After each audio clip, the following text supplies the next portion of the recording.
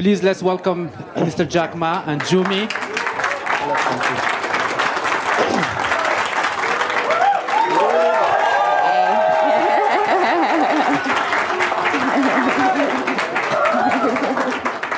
Hello, everyone. Are you excited? Yes! You can feel it. Yeah, that's right. Excellent. Jack, thanks again for taking the time to be with the global shapers, young global leaders, and the technology pioneers in this session.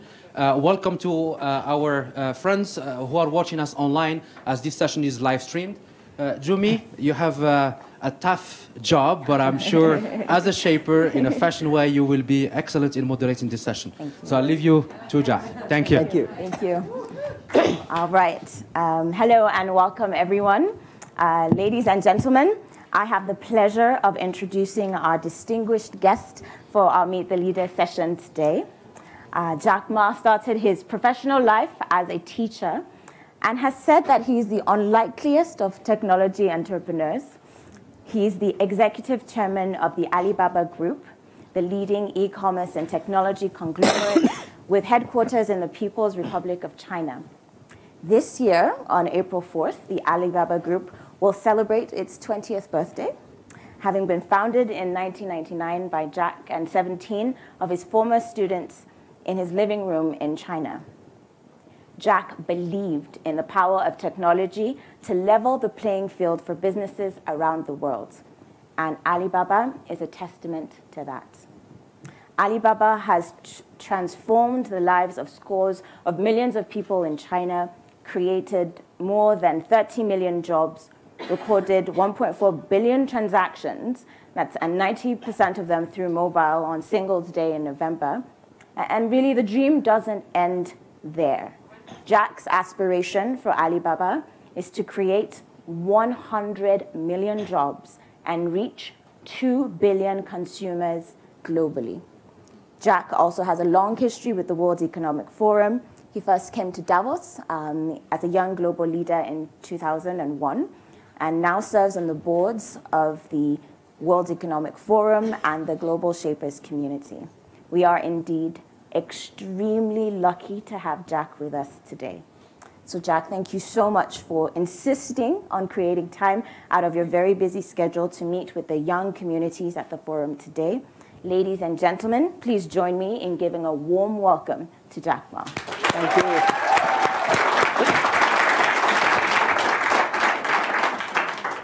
Okay, so Jack, today we have the Global Shapers community, the young global leaders and technology pioneers are seated in the room today and eager really to engage with you. But let me start off with this question. So now, in 1999, you recorded a video of your speech to your co-founders at the launch of Alibaba. And in that video, you were very resolute and confident. I mean, you seemed so confident that your company was going to succeed. Yet, we know that there is no such thing as a risk-free business.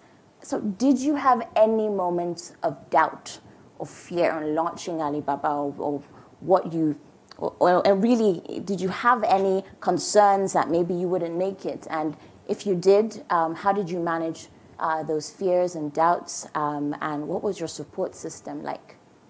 Thank you so much. Thank you. It's my great honor to be with you, and thank you for asking the question. I was scared. There are technical guys here. Don't ask me technical questions.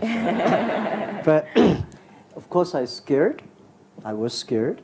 I had feared, doubted, again. But one thing I never sort of doubted about is I believe somebody, if not us, if not me, somebody will win. Somebody will be there.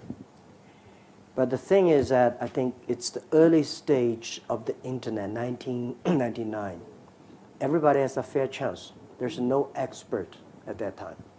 Even to today, there is no expert of tomorrow. There is only expert of yesterday.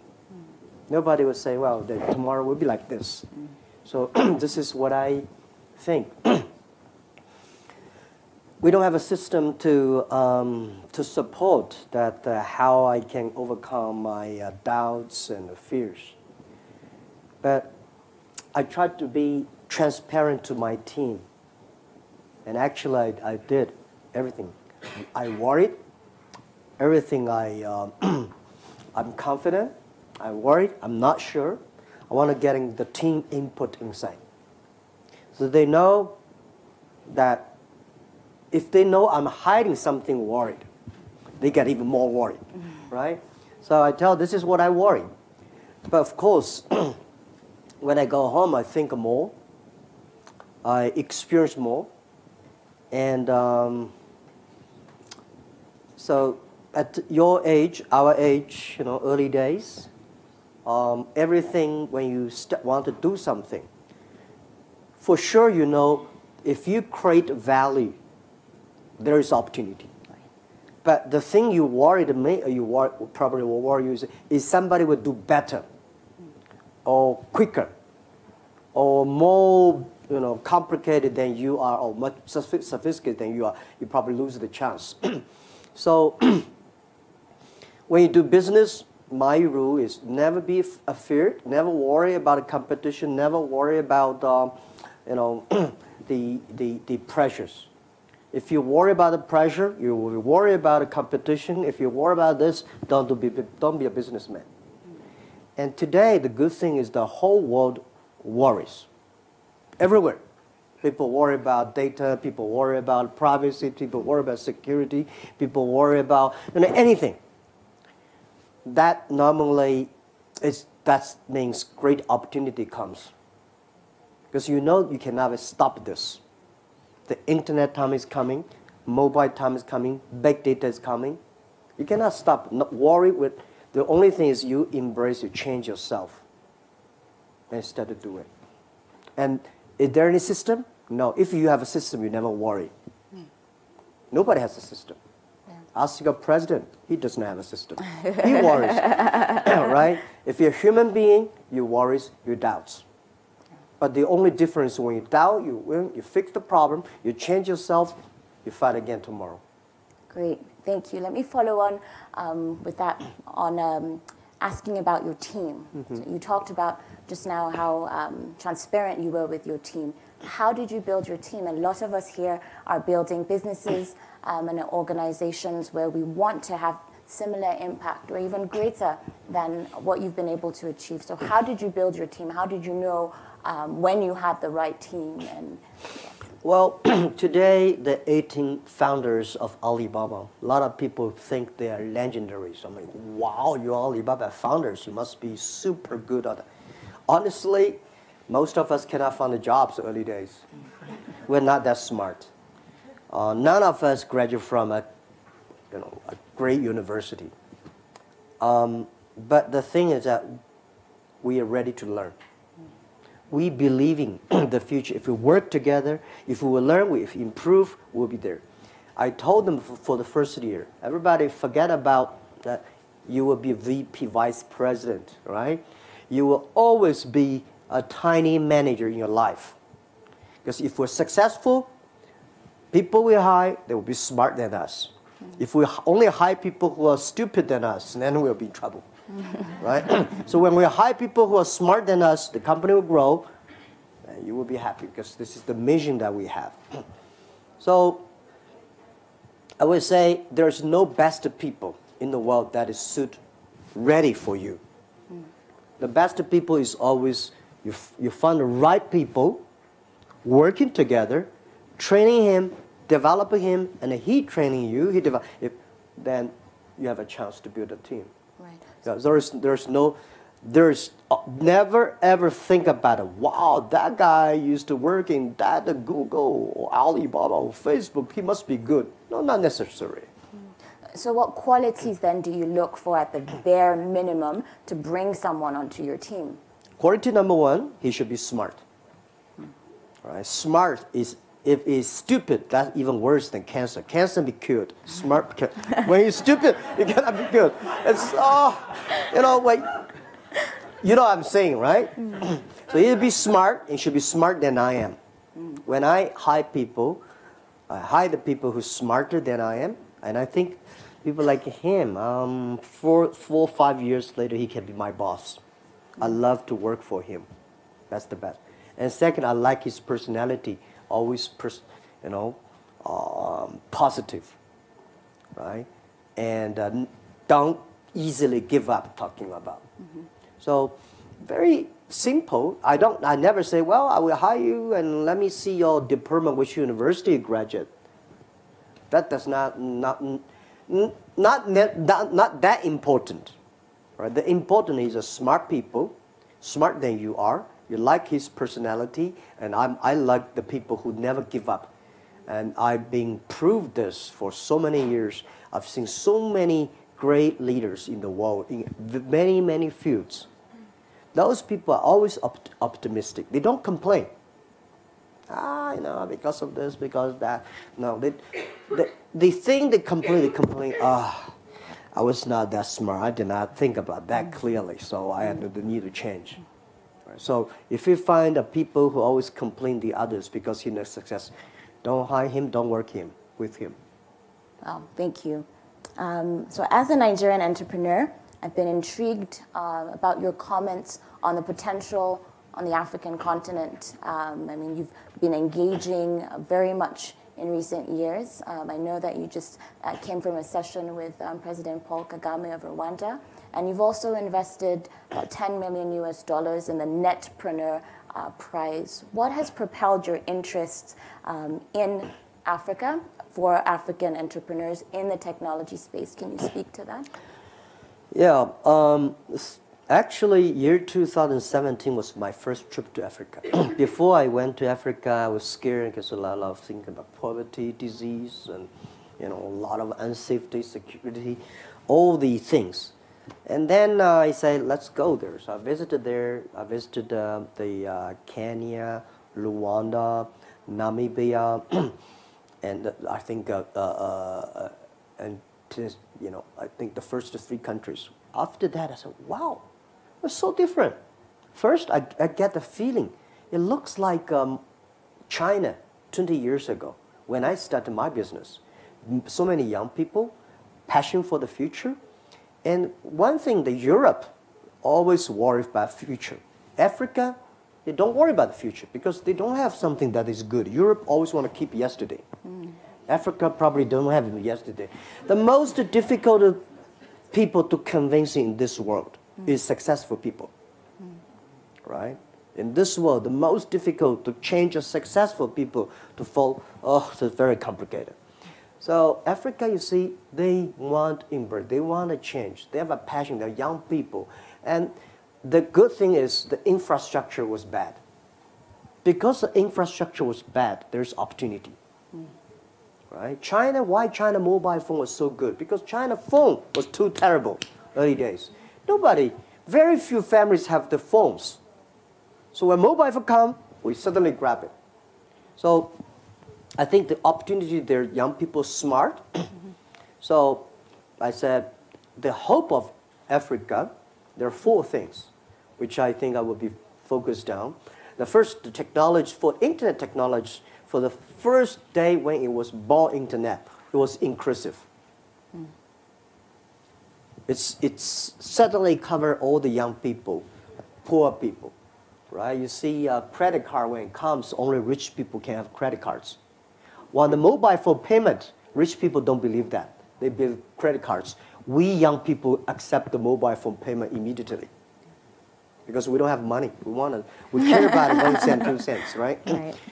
So I think the 4 very important thing in Africa, first is entrepreneur. It's the entrepreneur that's going to change Africa. Because they have brave, they have the courage, they never worry about the future. No, as an entrepreneur, if you worry about the future, you will never be an entrepreneur, right? You always believe these things are going to happen. Then you start to prepare. So Africa needs entrepreneurs. Africa needs education. Right. Education, if you don't have the education, the good thing is today's the USA and Western education, European education system is good. But it's going to face the challenges because the new technology coming. This education system today we have was designed 200 years ago for the industrial time. Now the data time comes. What's the right education system for that? Right. That is to embrace challenge, change, That is innovation, creative. So Africa, the second education, E. The third is infrastructure, not infrastructure. To make everybody in Africa to be able to reach the internet using the phones, but not using the phone for only for gamings or for Twitters. But you have to do business. Using the phone, buy anywhere, sell anywhere, do business, communicate. And very important last is e-government. You put the government on E. The government has to be transparent. And the government will never shut down the internet. Because if they shut down the internet, they shut down themselves. So 4 E's, that is something that making a developing countries has the opportunity to leapfrog. Great, thank you so much. I'll now open the floor to questions. I'd like to ask a few things. First, please make sure to introduce yourself with your name and the community you're a part of. I will also ask that you please do not pitch to Jack Ma. Please also, I know the temptation is there, but please make your questions succinct so that we also give an opportunity to everyone to ask the questions. Yes. Hello, my name is Claudia Olsen. I'm a young global leader from Sweden. I'm also the founder of Stellar Capacity, which is an education company. And we train professionals and digital leadership. And I'm not pitching. But I wanted to ask, because just as you mentioned very wisely, is that the education systems are designed for the previous industrial revolutions, the industrial development. Now when we are designing new organizations and the education system, how do we also change our leadership? What kind of leadership is needed for the new economy? Thank you. So, as I said, the education area has huge potential. And also, most of the universities will face challenges. Most of the business schools will face challenges. I think we should focus the resource in developing countries like China, or India, or Africa. We put more resources on the back end, on the PhD or master degree research institute, which I think we should put more resources on the early stage, kindergarten, primary school, middle school. Because you create, and the second thing is education. The past education system was trying to make, for China, we teach kids to be like a learning machine. They remember everything. They calculate it faster. If you remember everything, compete with computer never forgets, right? If you want to be calculate faster, you don't have any chance, right? So if you want to teach people harder working, computer, when electricity is on, they never stop work. So what's the things that we have to teach that the kids, that to be more creative, innovative, that do the things the machine cannot do? But when you have a lot of smart people, leadership is the key. To manage smart people, you have to use in culture, the value system. They believe what they do. But if you want using just the principle, rules, or laws, and documents to control, that's control. Normally, you control stupid people. Stupid people, they say, wait online, go to toilet, they go together, go to but that work. The next century, most people should be educated, smart, they're wiser than machines. Then to manage a wise, like Alibaba, we're like a zoo, all kinds of animals. Right? So to manage them, the best thing is self-management. How can they self-manage themselves? It's the value they believe in, the mission. The machine in the future, they have chips, but the human beings have the heart. The heart is where the value, the mission. So this is what I think the education system, we need to move to that direction. I hope I answered your question. Great. All right. Hi, this is Nishad from Global Shapers Doha in Qatar. My question would be, on environment perspective, how Alibaba Group is working on supply chains to be more sustainable and working on impacts of climate change. So how you think business leaders can work on that? Climate change, the weather, the environment. Yeah. First, as a technology company, we believe in technology is great for human beings. We believe technology can create a lot of jobs because human beings, every technology revolution create more jobs. But when the early stage, every technology create worries. Worry, if you do not manage them well, it's going to be a big problem. As I said, the First World War because of the first technology revolution. Second technology revolution caused the Second World War. And this is the third technology revolution we're coming. Then, as at Alibaba, we believe in the future. We believe technology will be inclusive, sustainable. And the people worry about environment. Using technology to solve the environment problems. We only have one Earth. This is we only have one.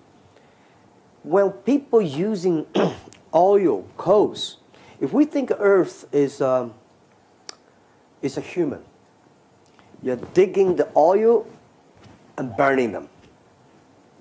You're digging the coals, that's the bones. You're digging them. The Earth will revenge. It will be painful. So, yes, we will do that. We still need oil, we still need the coals, we still need the wood.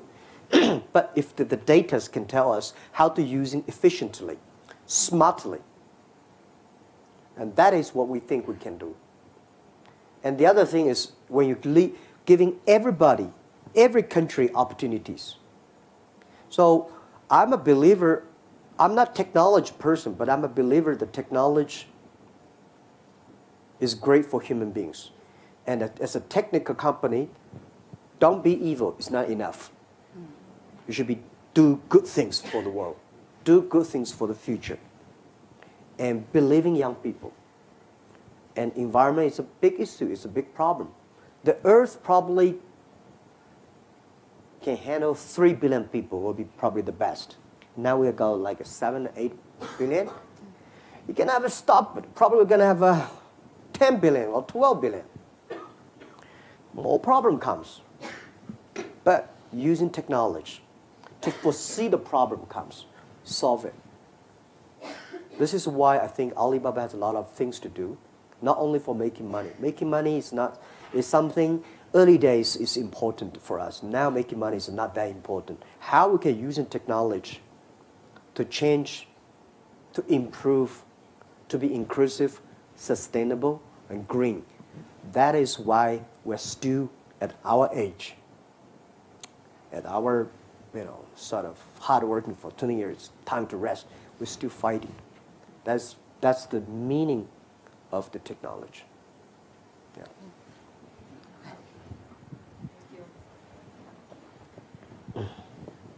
Hello, thanks for this opportunity. I am Leticia Gasca, I'm a global shaper from the Buenos Aires hub. The World Economic Forum, we talk a lot about the skills for the future of work, but I was wondering about your thoughts on the skills for the future of humanity. Future of humanity? Yeah.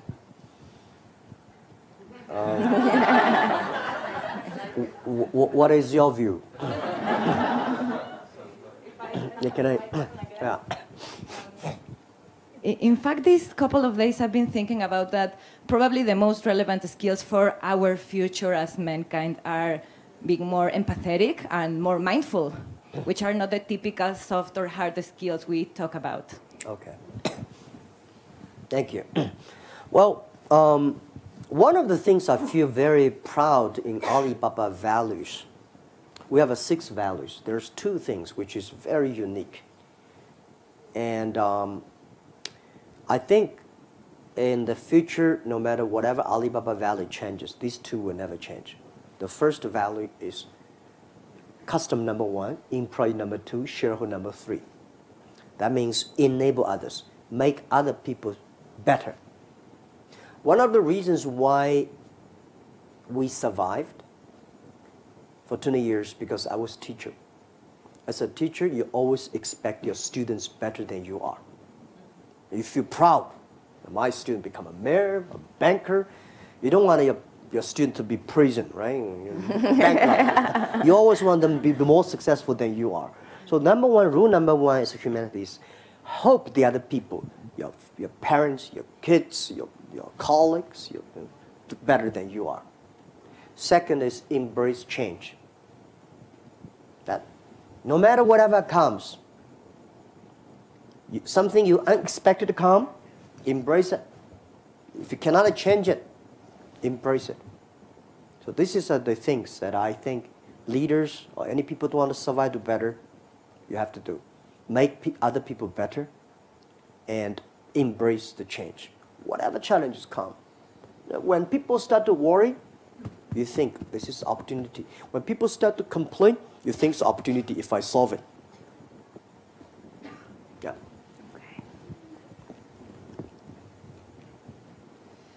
Hi, I'm Diana Paredes. I'm the CEO of Suede. We do regulatory software. I won't start pitching. I'll do that another time.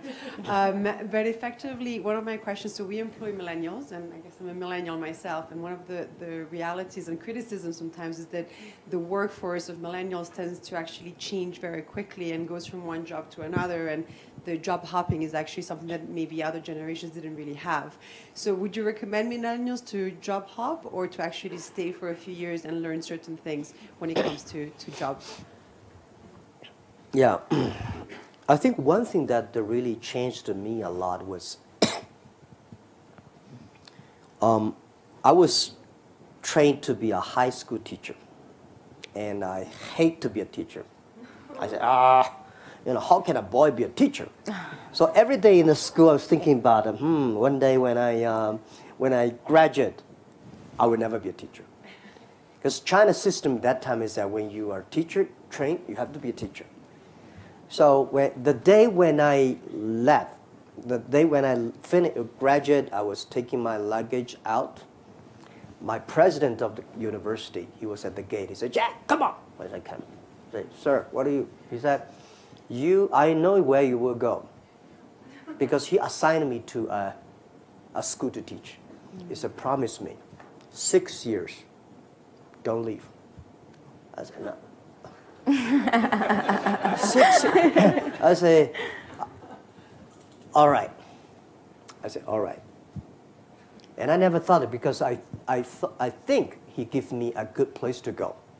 But President said 6 years to go. That promise I kept. I become a teacher in the university for 6 years. I calmed down. I learned how to be a teacher. I started to communicate with my young people, students, changed my mind, and I learned all the good things of being a teacher. And then I started to move 6 years later. There are a lot of great opportunities come to me in the 6 years. I said, "No, I promised." And after 6 years, I started to leave and build up my internet career. So if I were giving advice to young people, when you graduate from something, when you're looking for a job, the first job is the most important. Not necessarily a company that has a great name. You should find a good boss that can teach you how to be a human being, how to do things right, how to do things properly, and stay there. Give yourself a promise. I will stay there for at least 3 years. Then you start to move. A lot of people, that's no good. I've seen a lot of disasters, a lot of problems. So stick to one. So normally I say when you're 20, 30 years old, you don't know what to do. You have a lot of ideas. You think you can do anything, but you can't do nothing. So you follow one person. Follow one person. When you are 30 to 40 years old, if you really want to try to do something yourself, try it. When you're 40 years old to 50, just to focus on the things you're good at. When you're 50 years old to 60, enable young people to do better. When you're over 60 years old, spend time with your grandchildren. Enjoy yourself, right? That's the life, normally like that. Yeah.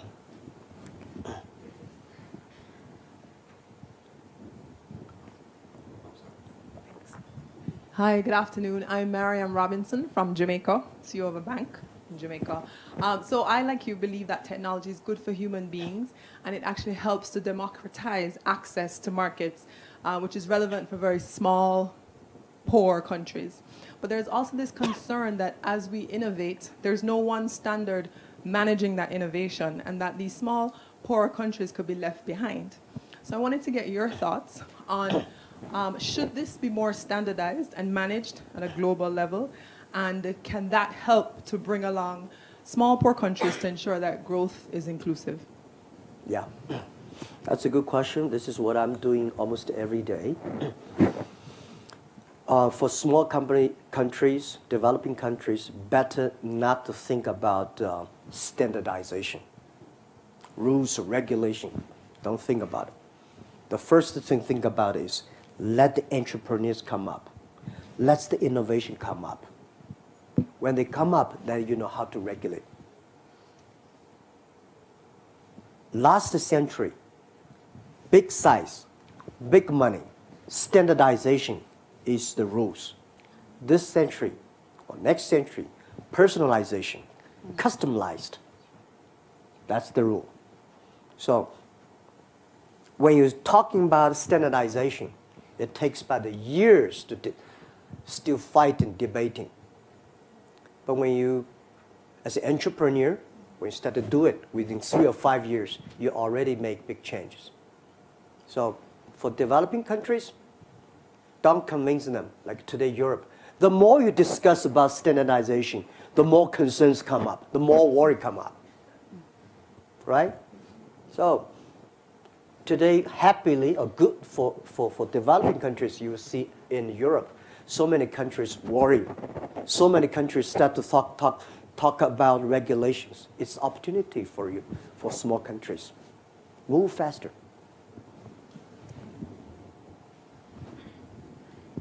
Hi, Jack. My name's Sudarshan. I'm a global shaper from Pune.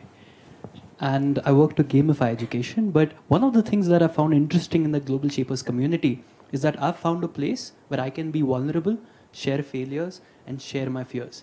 Now, I'm interested in knowing what are the communities that you feel comfortable, which is the circle that you feel comfortable in being vulnerable in. You mentioned how the 18 co-founders were the people that you shared your failures with. I'm also interested in knowing, are those 18 co-founders still the people you share your fears and failures with? And has that changed? Thank you. Yeah.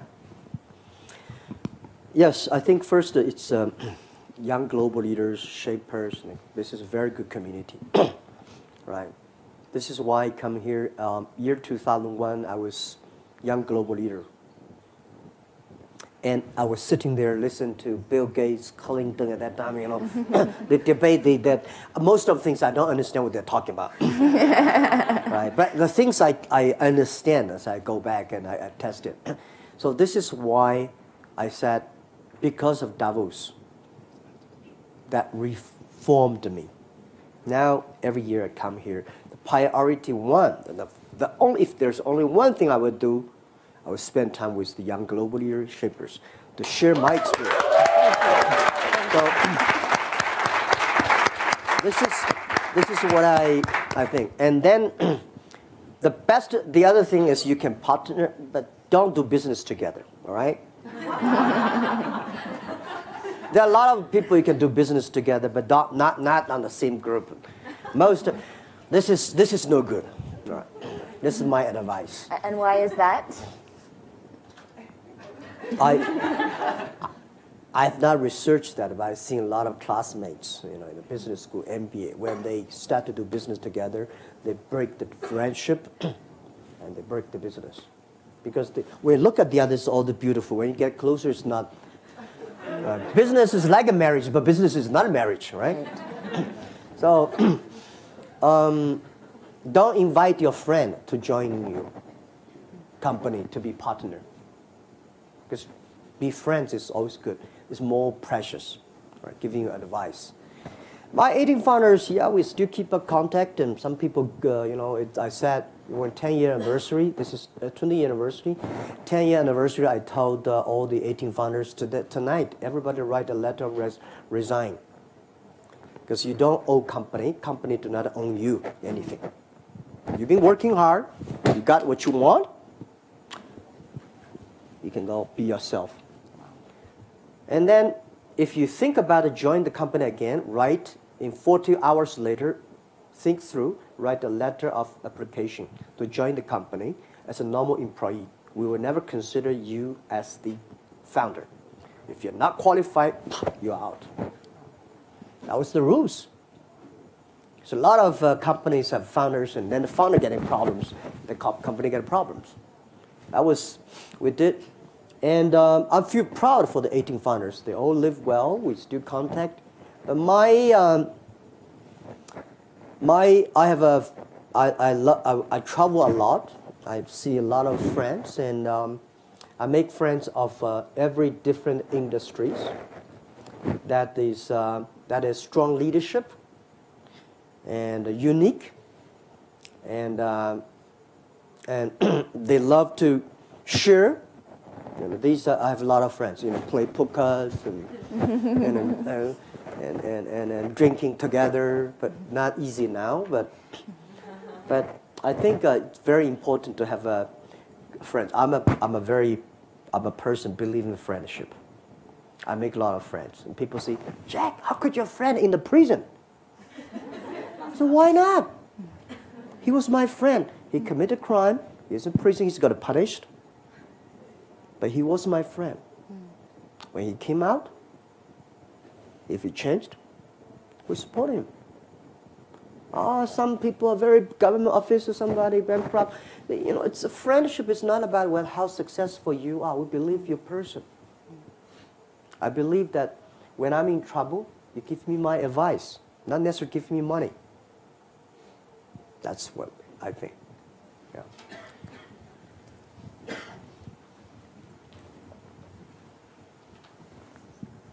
Hello, my name is Mustafa Amin. I'm from Egypt, and I feel so lucky being a global shaper. Congratulations. Thank you. It's a very short question. Like, what keeps you awake at night in today's world? What keeps me awake in the night in today's world? Yes. Nothing. I sleep very well because I have. You will get used to that. When you go through life like this, like company like Alibaba, people always see good side, but there are so many scary times, worries and that, and you have to overcome again. Now, I know if I cannot sleep well, problem is still there. If I sleep well, I may have a chance tomorrow to fight against the problem. Sleep well no matter what happens, right? So I don't have it. Today the world is that when I wake up, I say, I go to Africa today. I go to Europe today. I hammer on the United Nations panel and say, this is what we believe. We think it is, whether they accept or not, it's not important. The important, you go tell the truth. You go tell your opinion. And you go change. That's what we do. Yeah, don't worry. Hi, Mr. Ma. My name is Natalie Chan, and I'm a shaper from the Hong Kong hub. So I know that you're a great leader, but most importantly, you're a really great teacher. And I know that the education system is inherently quite broken. And so I've been working a lot in the education innovation space to connect students into 21st century skills and new job opportunities. That's good. But when I talk to a lot of students, I notice that a lot of students just have no idea what they want to do in the future. They have just really confused. The school world focuses on a very different thing than the real world. So I was just wondering, in terms of like industry relevance, in terms of what the education world is, because right now it's quite separate. What are your thoughts about bringing more of the private sector and creating a curriculum perhaps under Alibaba for high school students to understand more about entrepreneurship, e-commerce? Because I know you do a lot of work in supporting Alibaba Entrepreneurship Fund, but what if there is an opportunity to work with younger students and create a school for them? What are your thoughts about that? Thank you. I already created a kindergarten, a primary school, a middle school, and a high school. Because I think we have to do something to change, because we say, oh, I changed. And then people say, Jack, how you change? What does school look like? So we built up a school, a kindergarten, primary school first. And I say in China, because it's all about schools. If you have a good school, you got to go. This is a very Chinese way. And I say my school, the people who joining, we interview the parents. Oh, wow. Right? So this school, when this finish, they will not be able to, when they have a testing, they will not be successful like the other school kids. Are you willing to send them here? So at the beginning, people worry, Jack, if you train the students like this way, no people would coming. I said, don't worry about that because Alibaba have a 40,000 employees in Hangzhou, enough, right? And then they say, if you finish the primary school in your school and then they cannot go to middle school, so we build. I say, oh, let's build a middle school. And then they say, if you finish middle school, you cannot build a high school. Let's build a high school. Then the university. And I say, I don't worry about university. I believe 10 years later, university will accept my students. The way training them to be real human, not learning machines. So we're testing that. As the kindergarten, you have to teach the kids singing, dancing. That's to bury the seeds of culture inside.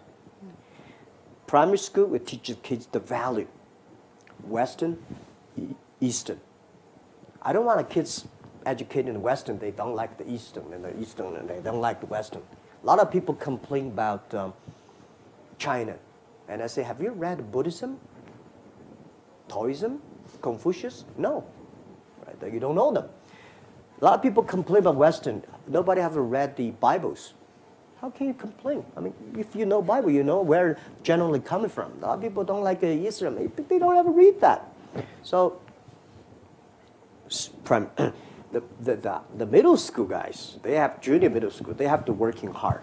The senior high schools, they have to build interest. Today, the problem is most senior school students, the only dream they have, my parents want me to go to a key university. And what do you want? I don't know, but I just go to university first. That's a problem. So we need to do something. And I'm happy to hear that you're doing something on that. Yeah, Alibaba is testing that. Good news is that we're getting more and more interest. We only accept a few students, 100 students every year, but the application was huge. The way we teach, the bad news is we have not proved that we will be winning in 10 years. But I think if you teach your kids to be a real human, it will win. If you teach your kids to be a machine, you don't have a chance.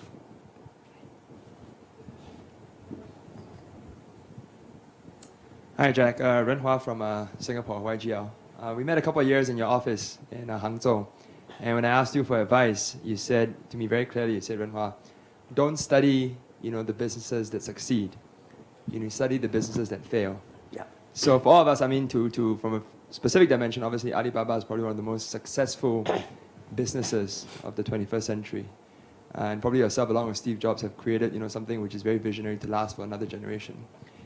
If you were to start a new company today, hypothetically, so the Jack Ma today, 2019, if you were to start a new company today from scratch, and if you were to go to pitch at Davos, what will you do and how will you incorporate this philosophy of learning from failures over the last 20 years? Yeah. First, if I started again, today, I will not be moving on the internet because there are so many smart people there. I go to the agriculture industry and these areas because to compete with these, not easy. And second is that whether I have a Jack Ma's experience. Experience means my experience when problem comes, I never scared. When problem comes, I'm saying, hey, wait a minute, what's the opportunity behind it? And when mistake makes, we'll see how we face it. Why I still encouraging every young people when you become a business leader, do not always follow the successful stories. For those people who are successful, there are a lot of reasons behind it. But learn from those people who fail. For all the failure mistakes are almost the same. Study that. not because you can avoid the mistakes. It's because when the mistake comes, when failure comes, how you face it. So, my next life, I will be a business people again. And good experience. It's not how much money you made. It's not about how famous you are. It's about how much experience you have encountered. I feel so proud for so many tough situations come. My team worked together. We overcome that. And we found a lot of mistakes, silly mistakes. We laughed. We are writing a book, right? We try to remember all the silly mistakes, then share with the others. Don't laugh one day you will make the silly mistake like us again. Yeah.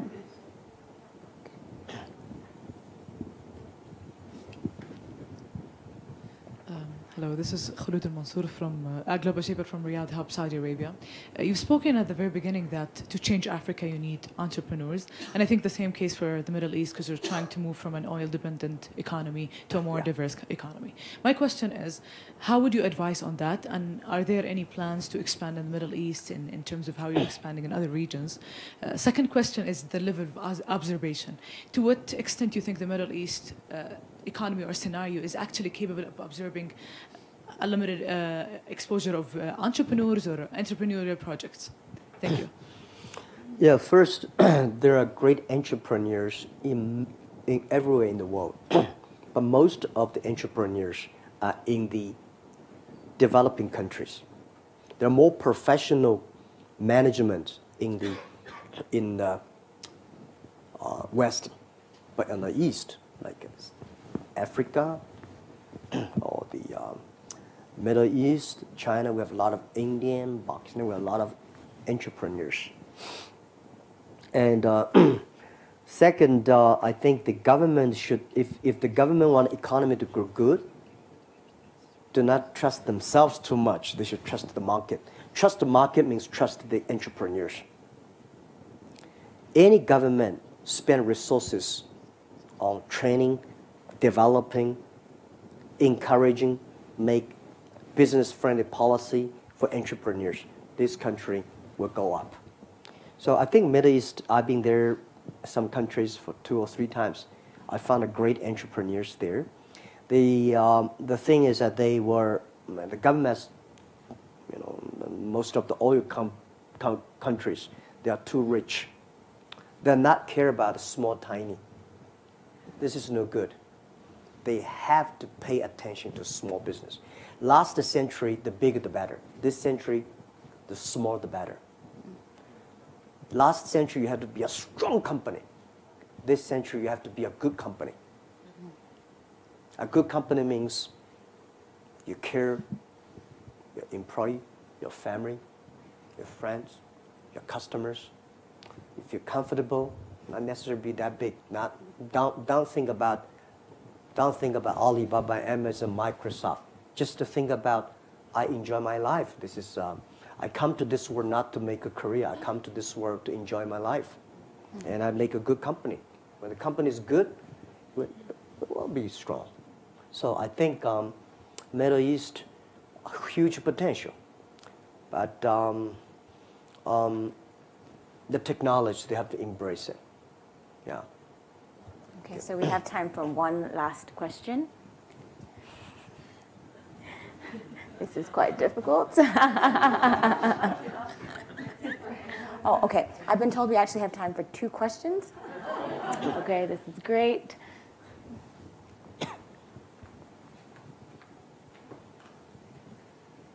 Hi, Jack. I'm Alessandro Panerai from the Milan Hub, a global shipper. So my question is, what is your main personal goal and what do you want to learn in the next 5 years from now? My personal goal is that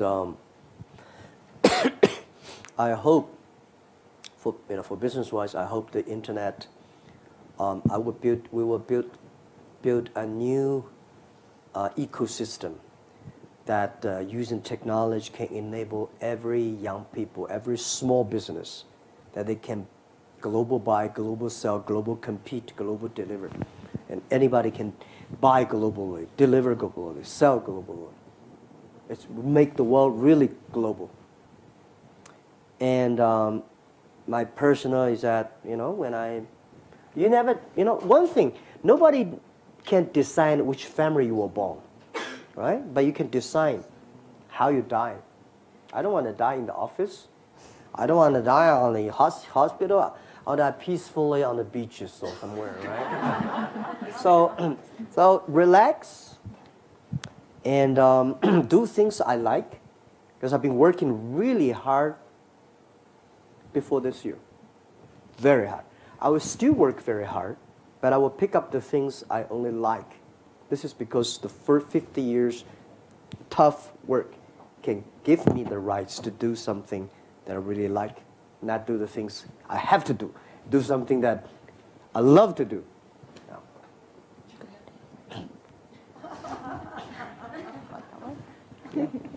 Yeah, one that grows.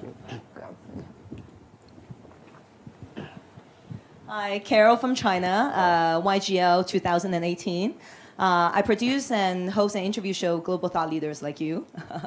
I think China has been playing the catch-up game for a long time, and now it's an exciting time for Chinese entrepreneurs because they can really be top of the world.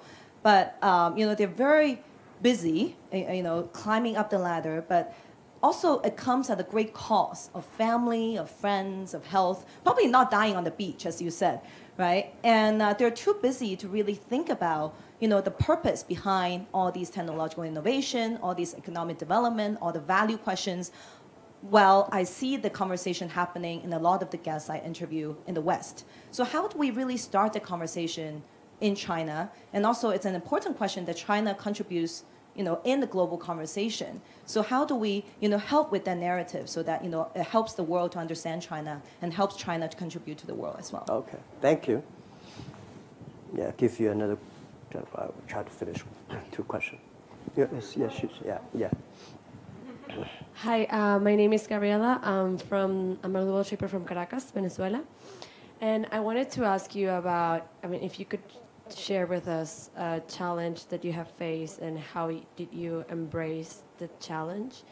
Because, all of us, we are living in an age where we have found so many global challenges, and most of us are facing our own domestic challenges. Yeah. And so I would like to know, what do you think that was what was your difference among others to overcome those challenges? Thank you. First, about China question. Yes, China is developing very fast. When you want to be the global leader, it's not about your money. It's not about your economic power or military power. It's about your responsibility. It's about the value you bring to the world. We believe he's a leader, not because he has a strong muscle, because he has a wisdom, he has a heart. He knows what he's doing, and I think China is learning that. It's not. This is like me. I never thought about these questions. Honestly, for 20 years ago when I started my business, you are so smart than I was 20 years ago. I can never ask these questions. Slowly, when to the certain size, I take more responsibility. I start to think differently. Right. So when you think about creating value for the others, then you will think about creating value for yourself. And Chinese, Western, the thing is the U.S. now there's a conflict. It's a good thing. Because through conflict, if they're both rational, they will learn each other. Oh, that's what you mean. Today it's more like a duck talks chicken. Different languages. So this kind of conflicts, it's not necessarily bad. It's a helping understanding, right? So that's what I That's what I suggest. China is learning, Western is learning, Middle East is learning, Africa is learning. We always have to keep on learning. When you keep on learning, things will change. About your question, I faced a lot of challenges. Some challenges that I would never say. I probably, when a certain age, right, so painful, regretful. But, you know, the only solution is go to bed and sleep, wake up, do it again. Life is very short. You only have 80 or 100 years. The thing you can do is 30 years. If you're always in the bad mood, you cannot pick up the second. Pick up one. All life is very long. 100 years is very long. Don't think about today. Wake up tomorrow. You will not. When I be rejected by so many people, I say, tomorrow there's somebody waiting at the corner for me. He should be smart enough. Yeah. So always be optimistic. Try to comfort yourself with your own hands. Yeah. Nobody can comfort you. Can warm you up. Only you can warm up yourself. And if you want to be successful, pay the tough cost. Thank you.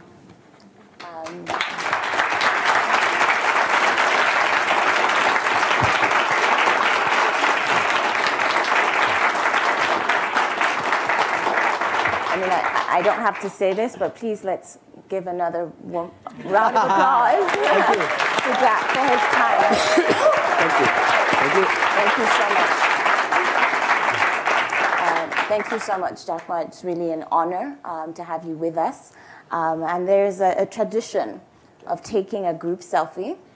But for that, I will want to ask that everyone remain in their seats. Okay. Yes. Yes, and we have a selfie stick. All right. So be here first, right? Yeah. Okay. You can make it longer. Okay, longer. Please remain in your seats. That's good. Okay. I'm not good. There you go. Yes. So everybody, right? Are we? Now we'll go to. I will be there, and this one first. Yes, that's good. That's good.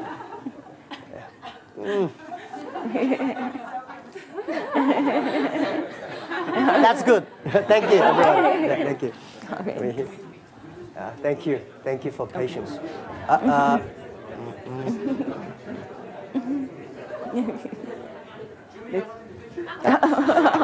will join. I will join. Actually, yes. That's good. That's good.